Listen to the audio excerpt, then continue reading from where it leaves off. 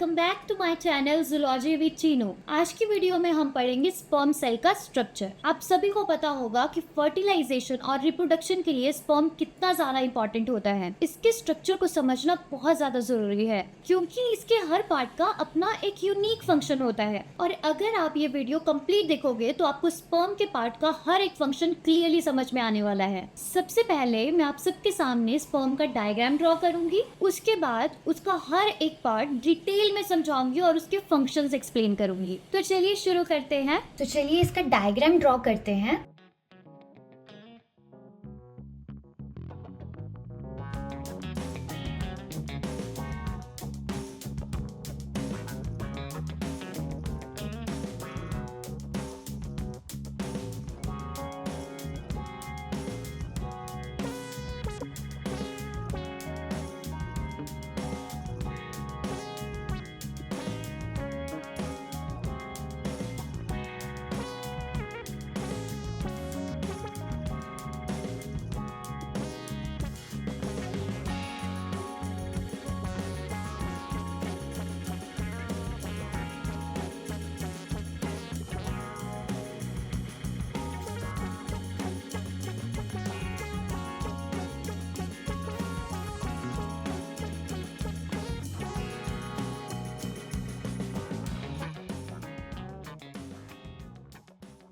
तो हमने डायग्राम पूरा ड्रॉ कर लिया है और उसकी लेबलिंग को हम अब अच्छे से समझते हैं डिटेल में। अगर आप इसको एग्जाम में डायग्राम के साथ और इनकी लेबलिंग के सारे फंक्शंस करते हो तो आपको फुल मार्क्स मिलने के पूरे चांसेस होते हैं। तो चलिए शुरू करते हैं। सबसे पहले आ जाते हैं हेड पोर्शन पे।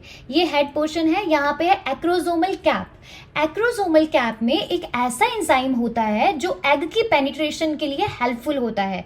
जो ओव्यूम होता है उसको, उसकी जो आउटर वॉल होती है उसको डिसॉल्व करके ये उसमें फ्यूज करवाता है। Acrosomal cap enzyme for egg penetration.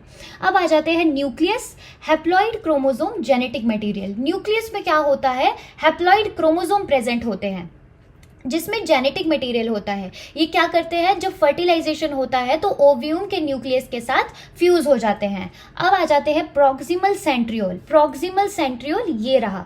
अब ये क्या करता है, ये हेल्प करता है जाइगोट की जो फर्स्ट डिवीजन होती है ना, उसमें ये हेल्प करता है। Helps in first division after fertilization. Zygote की फर्स्ट डिवीजन में ये हेल्प करता है। अब आ जाते हैं मिडिल पीस, दिस वन। ये पूरा मिडिल पीस है। इसमें क्या क्या देख रहे हैं हम, माइटोकॉन्ड्रियल शीथ है, माइटोकॉन्ड्रिया है और रिंग सेंट्रियोल है। तो चलिए इनके बारे में पढ़ लेते हैं। माइटोकॉन्ड्रियल शीथ माइटोकॉन्ड्रिया को कवर करती है, प्रोटेक्ट करती है। और माइटोकॉन्ड्रिया जो है वो क्या करता है, प्रोवाइड एनर्जी। ये तो हम सबको पता है कि माइटोकॉन्ड्रिया का पावर हाउस ऑफ सेल भी बोलते हैं। तो माइटोकॉन्ड्रिया एनर्जी प्रोवाइड करवाता है और यहाँ पे ये स्पर्म की मूवमेंट के लिए जो एनर्जी चाहिए होती है वो एनर्जी प्रोवाइड करवाता है। देन रिंग सेंट्रियोल, जो रिंग सेंट्रियोल यहाँ है, ये क्या करता है, हेड और टेल को कनेक्शन में हेल्प करता है। हेड और टेल की कनेक्शन में हेल्प करता है। Okay, it connects head and tail. अब आ जाते हैं फ्लैजिलम और टेल, जिसको हम टेल भी बोलते हैं। इसमें कितने पार्ट्स दिखाई दे रहे हैं, एक्सोनीम ही दिखाई दे रहा है। और एक्सोनीम का क्या फंक्शन होता है, whip like movement for motility. ये स्पर्म को मूवमेंट में हेल्प करता है। देन इसके function help sperm swim towards egg. इसका वही फंक्शन है, ये हेल्प करवाता है स्पर्म को कि ये एग तक पहुंच सके। आपको एक क्विक रिकैप फिर से दे देती हूँ। एक्रोसोमल कैप, इसमें एंजाइम होता है जो कि ओव्यूम की वॉल को डिसॉल्व करता है।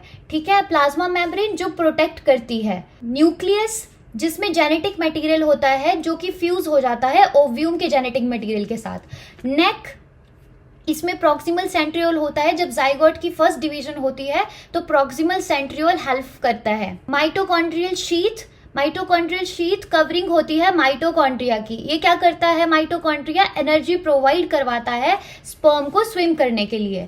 रिंग सेंट्रियोल क्या करते हैं, हेड और टेल को ज्वाइन करने में हेल्पफुल होते हैं। एक्सोनीम क्या करता है, ये मूवमेंट प्रोवाइड करवाता है। ये फ्लैजिलम की तरह होता है और विप लाइक मूवमेंट प्रोवाइड करवाता है ताकि ये ओव्यूम तक पहुंच सके।